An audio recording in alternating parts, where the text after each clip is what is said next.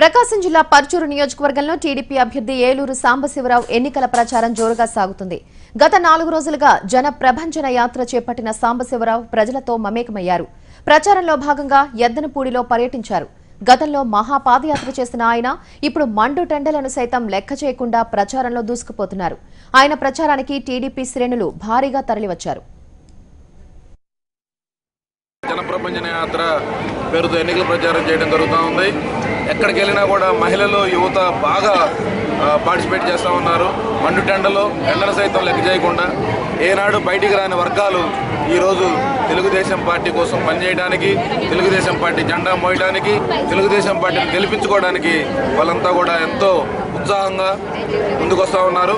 ఈ రాష్ట్రంలో ప్రస్తుతం ఉన్న సమస్యలన్నిటికీ పరిష్కరించే సత్తా, సామర్థ్యం ఉన్న వ్యక్తి ఒక్క చంద్రబాబు నాయుడు గారు అనేది ఇక్కడ ప్రజలందరూ యొక్క దృఢ సంకల్పం.